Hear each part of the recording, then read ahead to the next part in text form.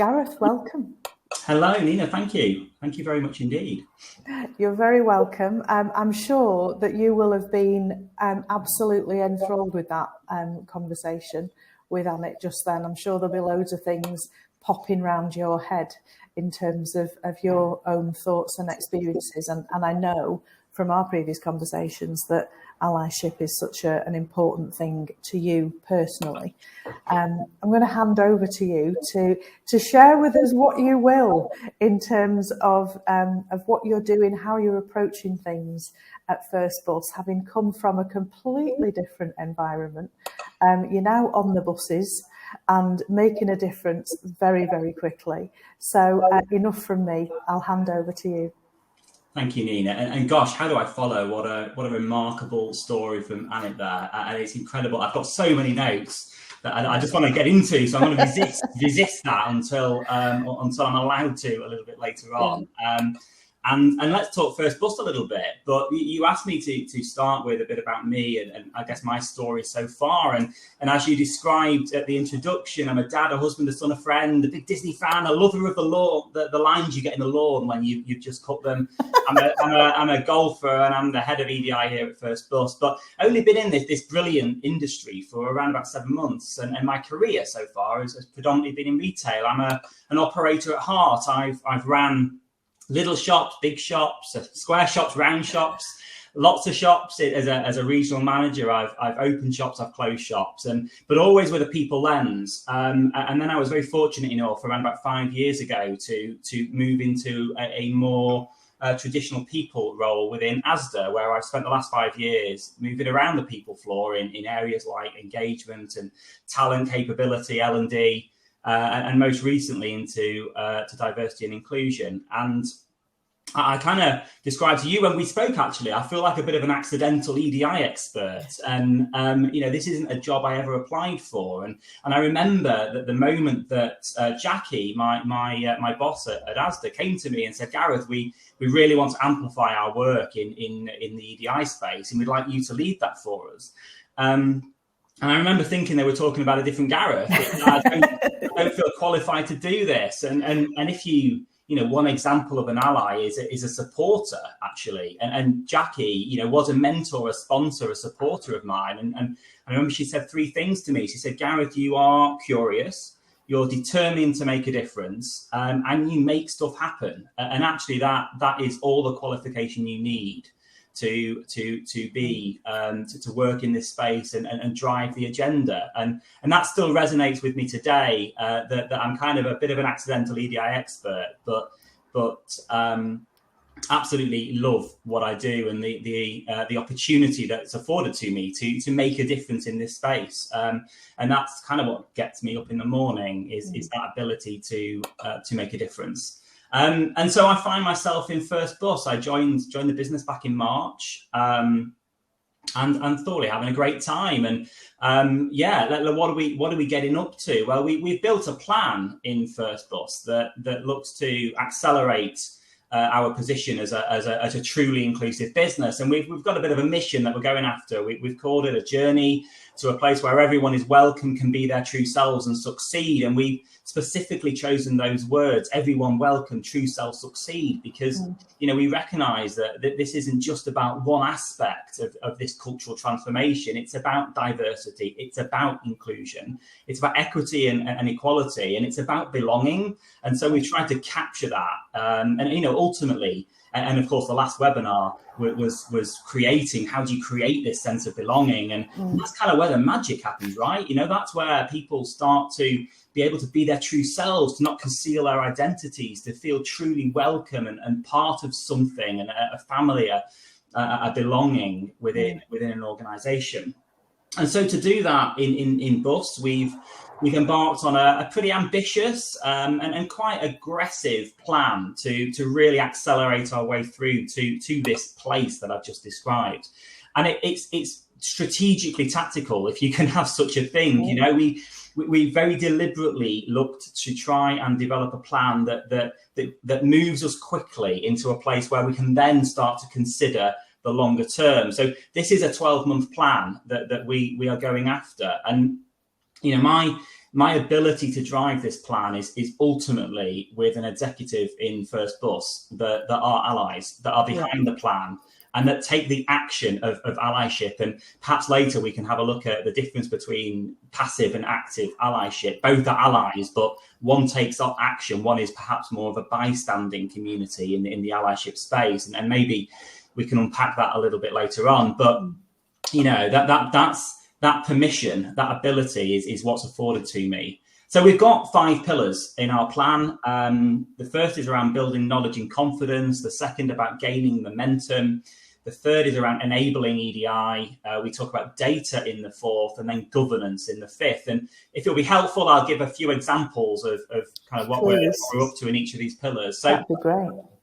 So the first then, build knowledge and confidence of our leaders. And this is specifically about the leadership teams in our business. You know, we recognise that there is opportunity to help build knowledge and ultimately confidence in this space. You know, I'm sure many of the folk on the call will recognise that it's often heard that there's a fear of saying the wrong thing, a fear of getting it wrong in this space. And therefore, actually, what we often see is people don't say anything at all. And if we've heard anything on the call already, it's about you need to show up. You know, we're not going to progress if we don't say anything. So how do we encourage that development in this space? So a couple of things we're doing here. We've built a Celebrating Our Differences inclusion program. It's 8 45-minute bite-sized modules that we're delivering to our entire leadership team. And by leadership, what I mean is supervisor all the way up to executive boards. You know, these are skills and narrative that needs to be understood and known by everybody in our leadership team. So far, we've delivered the first 2 modules. That is why is D&I important, and banter, behaviours and bias. And actually, in why is D&I important, we talk about allyship. We talk about how to be an inclusion change agent through allyship. We address the active versus passive. And there's a really neat little model called the ACT UP model that, again, we might look at later. It's amplifier, curious, trusted, upstander and promoter. And this is about making allyship accessible. It doesn't have to be this big, hairy thing. And it's not a buzzword out there that sometimes people move away from. It's about what can you do to be an ally. And that ACTUP, ACT UP, is essentially 5 personas where you're likely to naturally fit into one of them. And therefore, you can just bring your whole self to this and make a difference. So far, I'll say we've delivered 2 modules. We got to, in 18 sessions, 1,348 individuals. And you know what? It's quite remarkable and humbling that the comments that came from it, you know, from it's the best thing since sliced bread to I really didn't want to come to this. I was really not looking forward to it.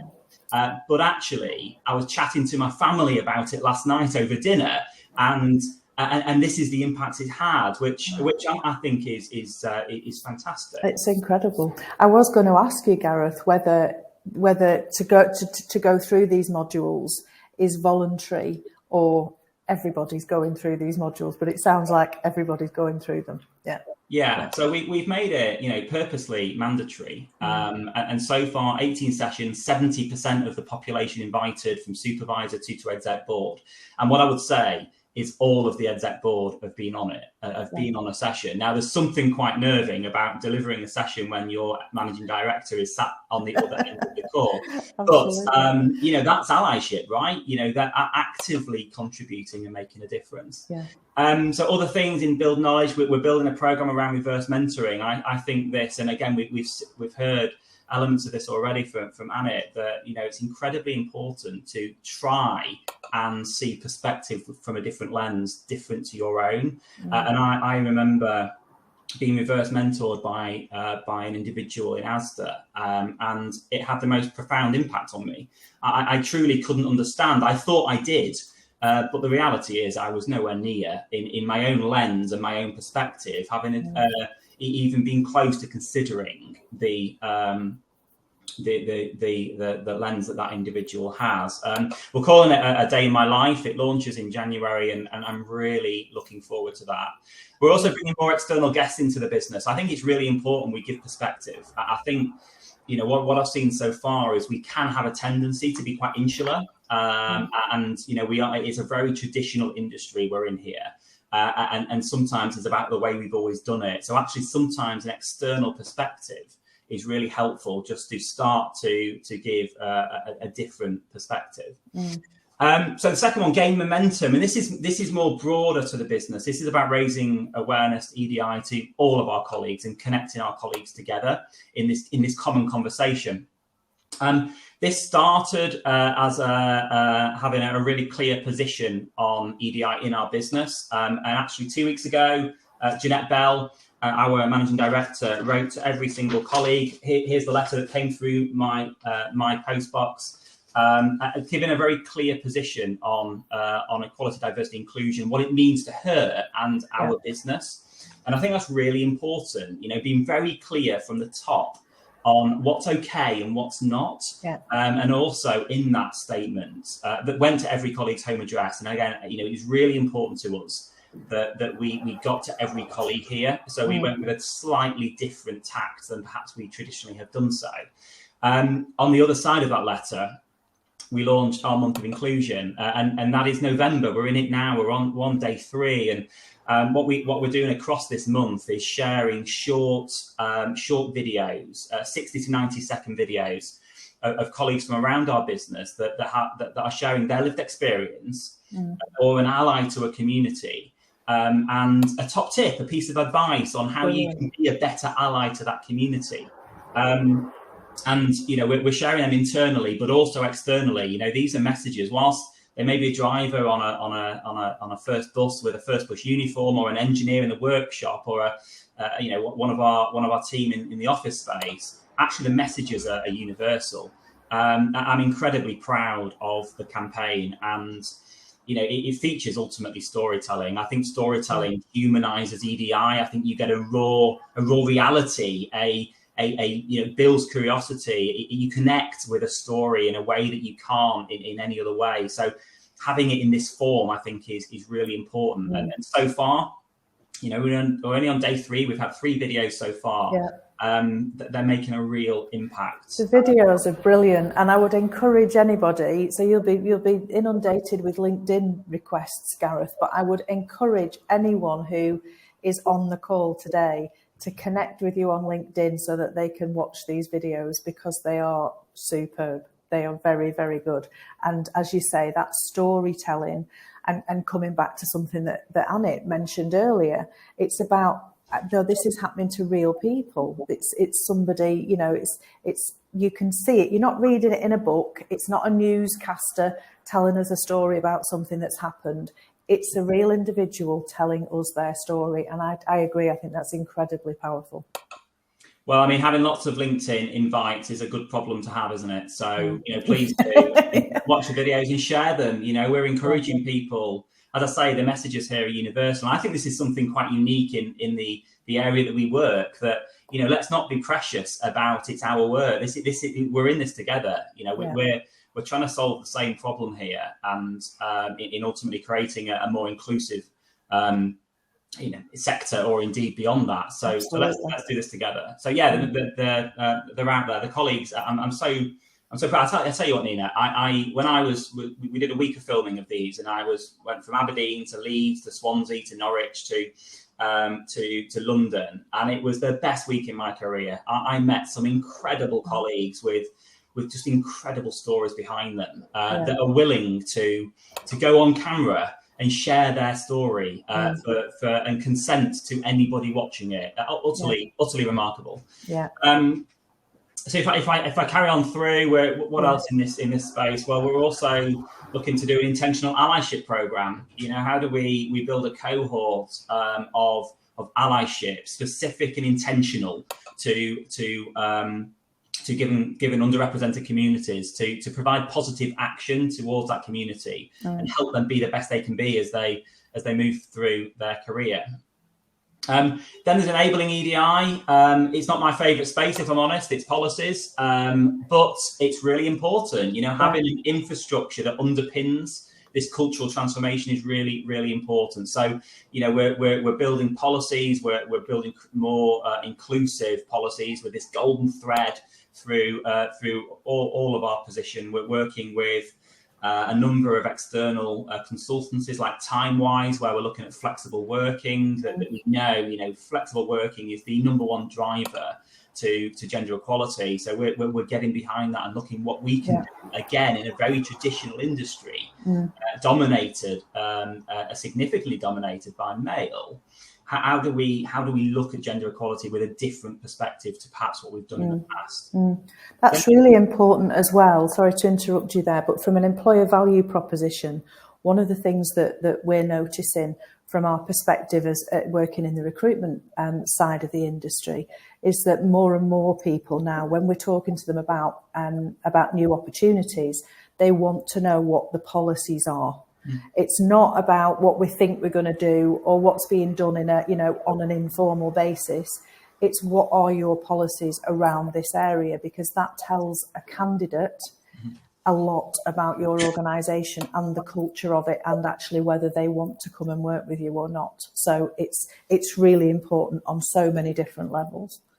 It is, and actually that leads me on nicely, Nina, to data, because data is our Achilles heel, as it is in a lot of business. Of course, the data we hold is a bit patchy. It's not particularly credible. In many ways, we're asking the wrong questions, and therefore we're getting data that's not particularly useful. And quite frankly, we just don't have enough of it. We can't be confident the volume of our data represents truly our business and the communities within it. Yeah. So on the 18th of November, we launch our FirstBus census, a really simple exercise to invite colleagues to share more data with us, with the ultimate aim being able to drive meaningful action from it. And the reason why I kind of segued from what you said there is you've got to earn the right to ask colleagues for this data. You've got to earn the trust. You can't just whack a poster up on the wall and say, we need more data. If people don't trust us, they won't share it. If people don't understand the why, the narrative, the context of why we need this data, people won't share it.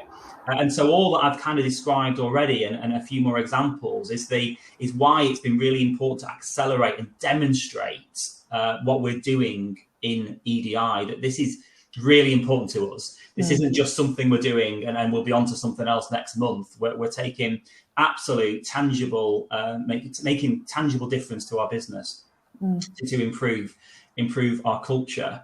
And then the final pillar, if you like, of the five is governance, and this is about tracking progress. We've put in the last couple of months 6 networks into our business in order that we bring the voice of colleagues together, and each network is sponsored by an executive member. The primary role of the networks, colleague resource groups, call them what you like, is about listening, learning, and acting. Really straightforward, but actually the premise here is that we want to listen to what's going on in our business on the ground. We want to learn from each other and ultimately want to drive action. And of course, we've already said quite a few times on here that action is a key attribute of being an ally. These are ultimately ally groups made up of folk with lived experiences within that network, or allies that want to support that network and make a difference in the way they can. But really importantly, sponsored by exec members around the table. And then once a quarter, those exec will come together in an inclusion forum chaired by our managing director, Jeanette, and ultimately looking at what's happened in the last quarter, where are we today, and what can we do as a team around the table to ultimately accelerate our way through the next quarter of activity. Brilliant. And 2 more points is, we've also introduced an inclusion index into our engagement survey, because I think a lot of businesses tend to focus on diversity, but don't necessarily give the same weight to inclusion. And it's a bit of a broken promise, right? So if you're back to my retail days, it's a bit like a shop window, but the goods on the shelves aren't what you promised in the window. So you've got to do both, in my view, in equal measures. So, whilst we can measure gender ratio, we can measure ethnicity. Actually, how do you measure inclusion as well, and make sure folk in the business are also receiving the cultural transformation that we're aspiring to do? Absolutely, because you can have all the diversity targets in the world and you can achieve all of them, but if you are then bringing people into an organisation that doesn't feel inclusive, and it's kind of, well, you're here, we've ticked the box now, So we don't actually need to change anything else because we've got you in. Well, actually, no, you might have got me in, but I'm not going to hang around if you can't demonstrate that I'm welcome here and that I belong here. So I'm completely with you. Inclusion is where it's at. Absolutely. And ultimately, of course, that leads to belonging, which is kind of where the magic happens. And it's really important you have both in equal measures. If you join a business and you don't have a voice, you can't see yourself in the business, you aren't represented, then you see it in the turnover figures, right? The attrition in the first 6 months is really, really high. And then finally, and this I guess is ultimately what we're doing today, we've launched within First Group, of course, we've got the bus side, but then the TOCs as well. Yeah. And we've come together and we're talking together about what we're doing, what's working, what isn't working. And I think that's a really healthy conversation. So we can ultimately all learn from each other, and that's what this is all about. And that's been really successful in bringing this collective voice together and learning from each other. Yeah. So that's our plan. Ultimately driving to this place, a place where everyone is welcome, can be their true selves and succeed at FirstBus. And so far is landing really well. And I go back to where I started, I think, which is having a senior leadership team that are receptive to the plan, that is putting their weight behind it, that is creating positive, active allyship and intentionally making change and difference is paying dividends. Yeah. Gareth, thank you so much. I mean, I'm amazed at the amount of stuff that you've done since you landed 7 months ago. But also that you've managed to sum it up so beautifully in that 20-minute slot that I'd given you as well. So congratulations for that. You've given us some massively valuable information there, and I know that more's going to come out in the next session.